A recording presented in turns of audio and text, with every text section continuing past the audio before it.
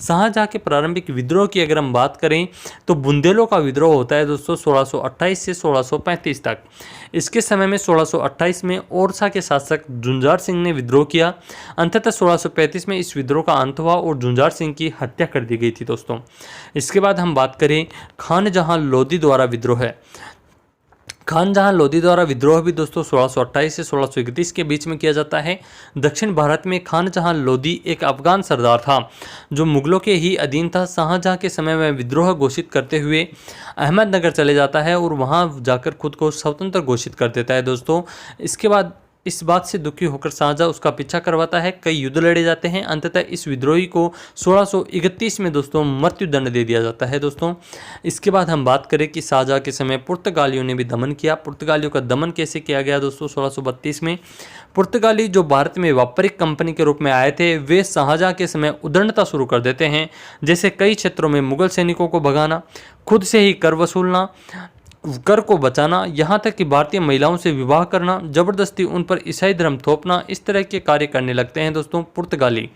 1632 में शाहजहाँ ने बंगाल के सूबेदार कासिम खां को हुगली के पुर्तगालियों का दमन करने का आदेश दिया। कासिम खान ने हुगली पर आक्रमण करके अनेक पुर्तगालियों की हत्या की और हजारों बंदी बना लिए दोस्तों पुर्तगालियों को। इस प्रकार दोस्तों पुर्तगालियों का दमन कर दिया जाता है। इसके बाद आता है सिख संप्रदाय का विद्रोह है। हर गुरु गोविंद सिंह के द्वारा ये किया जाता है। सिख गुरु अर्जुन देव की हत्या जहांगीर के द्वारा होने के कारण सिखों और मुगलों के बीच संबंध तनावपूर्ण हो जाते हैं और यह तनावपूर्ण संबंध शाहजहाँ के समय भी देखने को मिलता है दोस्तों। जो सिखों के 5वें गुरु थे अर्जुन देव, उनकी हत्या जहांगीर के द्वारा सिख करवा दी जाती थी। सिखों और मुगलों के बीच में दोस्तों संबंध तनावपूर्ण हो जाते हैं हत्या करवाने के कारण। उस समय गुरु गोविंद सिंह जो थे दोस्तों वो सिखों के गुरु थे जो उस समय मुगलों की बात नहीं थी स्वीकारते हैं, यानी कि जो गुरु हरगोविंद होते हैं वो मुगलों की बात नहीं स्वीकारते हैं, जिसके कारण मुगलों और सिखों के बीच में संघर्ष होता है। तो इस प्रकार से ये संघर्ष लंबा चलता रहता है। तो ये कुछ ऐसे क्षेत्र रहे हैं जहाँ शाहजहाँ को प्रारंभिक विद्रोह का सामना करना पड़ता है दोस्तों। बात करें साम्राज्य विस्तार की तो शाहजहाँ शासक बनने के बाद सिर्फ इन संघर्षों और विद्रोह में ही व्यस्त नहीं था, बल्कि उसने अपने साम्राज्य को भी दोस्तों विस्तार देने का प्रयास किया, जिसमें उसने दक्षिण भारत और भारत के उत्तरी पश्चिमी सीमा प्रांत पर ध्यान दिया था दोस्तों। बात कर लेते हैं दक्षिण अभियान की। तो दोस्तों इसमें सबसे महत्वपूर्ण अहमदनगर अभियान है, जहां पर उसने 1629 में चढ़ाई की और बाद में चलकर अहमदनगर के शासक को अधीनता स्वीकार करने के लिए विवश भी कर देता है और अहमदनगर को जीतकर पुनः अपने साम्राज्य में मिला लेता है। इसने शहजादी के रूप में भी अहमदनगर पर अभियान किया था दोस्तों।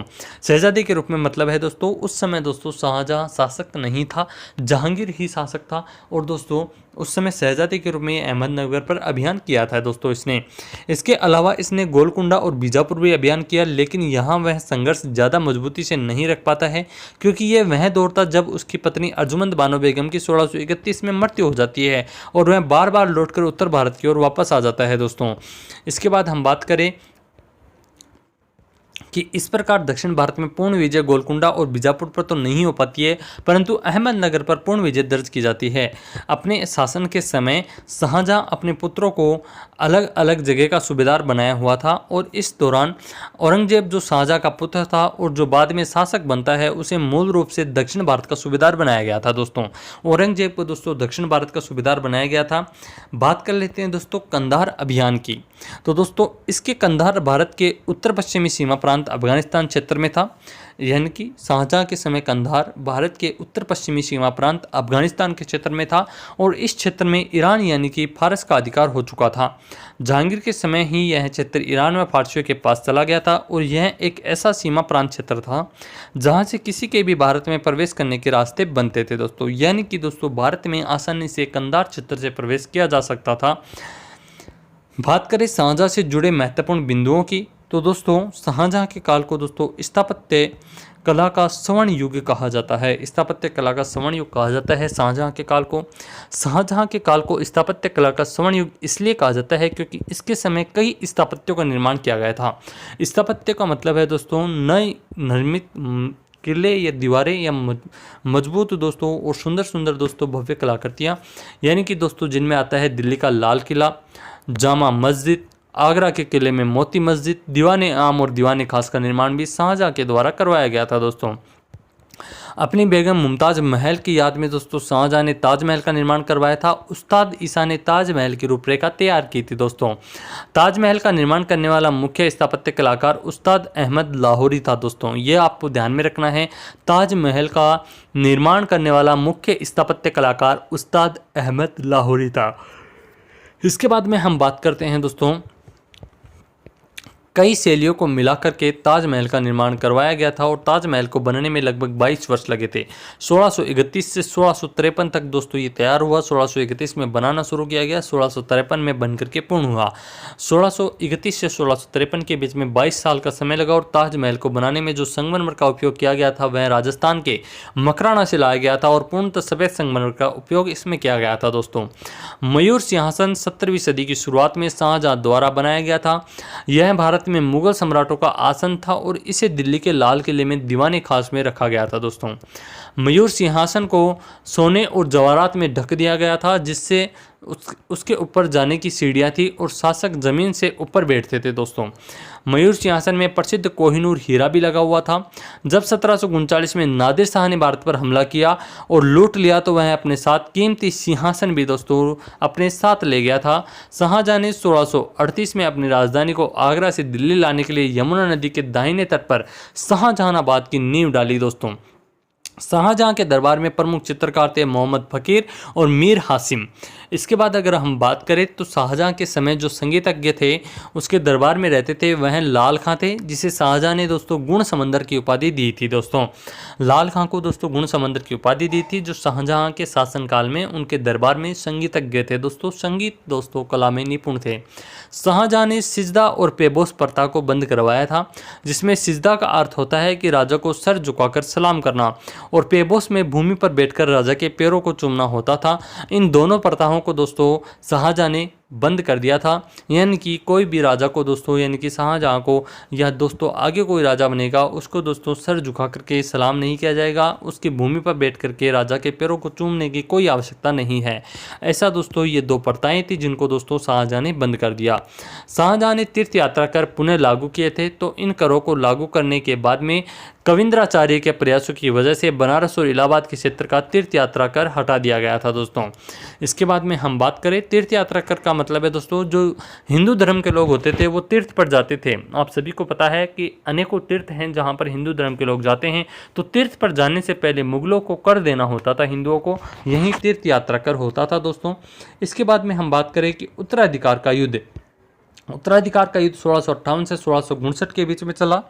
1658 से 59 में ये 2 वर्ष उत्तराधिकार के संघर्ष के रूप में जाने जाते हैं। इसके संबंध में यह कहा जाता है कि शाहजहां 1657 में बीमार पड़ जाता है और यह खबर फैल जाती है कि शाहजहां की मृत्यु हो गई है, और इस तरह से जितने भी दोस्तों उसके पुत्र थे शाहजहां के, वे राजा बनने के लिए लालायित हो जाते हैं, और इसी क्रम में सभी पुत्रों के बीच में जो युद्ध होता है उसे हम उत्तराधिकार का युद्ध कहते हैं। शाहजहां के जो पुत्र थे दोस्तों वो दोस्तों गद्दी पाने के लिए दोस्तों लालायित होते हैं, और सभी पुत्रों के बीच में दोस्तों गद्दी को पाने के लिए लड़ाई छिड़ जाती है, आपसी मतभेद हो जाते हैं। उसी को दोस्तों उत्तराधिकारी का युद्ध कहा जाता है, जो 1658 से 1659 में यानी कि 2 वर्ष तक चला। 1658 में दोस्तों इस युद्ध की शुरुआत हो जाती है। इस समय सभी पुत्र अलग अलग क्षेत्र में सूबेदार के रूप में कार्य कर रहे थे, और शाहजहां जो दोस्तों शाहजहां का पुत्र था शाह शुजा, वो बंगाल क्षेत्र में था। मुराद बख्श गुजरात के क्षेत्र में सूबेदारी कर रहा था। दारा शिकोह सत्ता को प्राप्त करने की स्थिति में था, और अभी हमने पढ़ा कि औरंगजेब दक्कन के क्षेत्र में था, और दक्कन के क्षेत्र से औरंगजेब तुरंत आ जाता है दोस्तों गद्दी को प्राप्त करने के लिए। इसके बाद हम बात करें तो बहादुरपुर का युद्ध होता है दोस्तों 24 फरवरी 1658 ईस्वी को। सबसे पहला दोस्तों बहादुरपुर का युद्ध होता है जो 1658 में ही होता है। इस युद्ध में दोस्तों दारा शिकोह ने शाह शुजा को क्या कर दिया, पराजित कर दिया। दारा शिकोह है और शाह शुजा दोस्तों शाहजहां के दोनों पुत्र हैं जो आपस में दोस्तों गद्दी के लिए लड़ते हैं। दारा शिकोह ने दोस्तों शाह शुजा को हरा दिया दोस्तों। शाह शुजा बंगाल से युद्ध करने आता है, लेकिन दारा शिकोह ने उसे बहादुरपुर के युद्ध में हराकर दोस्तों वापस बंगाल भगा दिया था दोस्तों। इसके बाद हम बात करें धर्मत का युद्ध। धर्मत का युद्ध दोस्तों 15 अप्रैल 1658 ईस्वी को होता है। इस युद्ध में दारा शिकोह और औरंगजेब के बीच में दोस्तों क्या हुई, लड़ाई हुई थी दोस्तों। पहले दारा शिकोह दोस्तों शाह शुजा को वापस बंगाल भेज देता है। उसके बाद में दोस्तों आता है दारा शिकोह का ही दूसरा भाई औरंगजेब। दारा शिकोह और औरंगजेब के बीच में लड़ाई हुई, लेकिन इस युद्ध में औरंगजेब की सेना के साथ मुराद बख्श की सेना भी जुड़ गई और इस युद्ध में दारा शिकोह की पराजय हुई और दोस्तों दारा शिकोह को भागना पड़ा। इसके बाद होता है दोस्तों सामूगढ़ का युद्ध 29 मई 1658 ईस्वी को। धर्मत के युद्ध में पराजित होने के बाद भी दारा शिकोह ने दोस्तों हार नहीं मानी और फिर से दारा शिकोह और औरंगजेब के बीच में लड़ाई हुई, दोनों की सेना आमने सामने हुई। इस युद्ध में भी दोस्तों मुराद बख्श ने दोस्तों औरंगजेब का साथ दिया था दोस्तों। इस बार भी दोस्तों दारा शिकोह को पराजय का सामना करना पड़ा और औरंगजेब को जीत प्राप्त हुई थी दोस्तों। इसी युद्ध के बाद ये तय हो गया था कि औरंगजेब ही अब मुगल वंश का अगला वास्तविक शासक बनेगा दोस्तों। इसके बाद होता है दोस्तों देवराय का युद्ध, जो कि 14 मार्च 1659 में होता है। फिर एक देवराय युद्ध होता है और इसमें भी दोस्तों दारा शिकोह की हार हो जाती है और औरंगजेब को वास्तविक रूप से जीत प्राप्त होती है दोस्तों। अगस्त 1659 में दारा शिकोह की हत्या करवा दी जाती है। इस प्रकार औरंगजेब इन संघर्षों से युद्ध में से निकल करके सामने आता है। जैसे ही औरंगजेब शासक बनता है वह अपने पिता शाहजहां को कैद करवाता है दोस्तों। और 1658 से 1666 में यह वह दौर था जब आगरा के किले में शाहजहां को कैद करके रखा जाता है और वहां से वो खिड़कियों से जीवन भर ताजमहल को निहारता रहा और 22 जनवरी 1666 में शाहजहां की मृत्यु हो जाती है। औरंगजेब ने दोस्तों अपने पिता के प्रति दोस्तों बर्बरता दिखाई, उसे दोस्तों जेल में डाल दिया गया शाहजहां को। और दोस्तों दारा शिकोह से जुड़े कुछ महत्वपूर्ण बिंदुओं की हम बात कर लेते हैं जो एग्जाम की दृष्टि से महत्वपूर्ण हैं। दारा शिकोह एक बहुत ही सहिष्णु यानी कि सहनशील शासक था। इसने हिंदू ग्रंथों को अच्छे तरीके से पढ़ा, इस्लाम ग्रंथों को पढ़ा और इसने कहा कि हिंदू और इस्लाम धर्म एक ही ईश्वर को पाने के दो अलग अलग माध्यम हैं, ऐसा दोस्तों दारा शिकोह ने कहा था। इसने दोस्तों वेद उपनिषद सबका अध्ययन किया था और काफ़ी झुकाव उसका हिंदुत्व की तरफ रहा था दोस्तों। इसके बाद में हम बात करें, इसने भगवद गीता, योग वशिष्ठ उपनिषद व रामायण का अनुवाद फारसी में करवाया। दारा शिकोह ने उपनिषदों का फारसी में अनुवाद करवाया और सिर-ए-अकबर के नाम से फारसी में अनुवाद करवाया दोस्तों। लैनपुल नामक इतिहासकार ने दारा शिकोह के सहिष्णु विचारों के कारण उसे लघु अकबर की संज्ञा दी थी दोस्तों। इसके बाद हम बात करें, दारा शिकोह खुद भी एक बड़ा विद्वान था। उसने भी कई ग्रंथों की रचना की थी, कई पुस्तकों का रूपांतरण किया था और अनुवाद करके कई अन्य भाषाओं में दोस्तों रचना करवाई थी। शाहजहां ने दारा शिकोह के व्यक्तित्व से प्रभावित होकर उसे शाह बुलंद इकबाल की उपाधि दी थी दोस्तों शाहजहां ने। दोस्तों जो शाहजहां का शासनकाल था वो हमने दोस्तों कंप्लीट अध्ययन कर लिया है। इसके बाद हम पढ़ेंगे दोस्तों नेक्स्ट वीडियो के अंदर औरंगजेब के बारे में। तब तक के लिए thank you so much. Channel पर यदि आप नए हों तो चैनल को जरूर सब्सक्राइब कर लीजिएगा दोस्तों। मिलते हैं अगले वीडियो में, तब तक के लिए थैंक यू सो मच।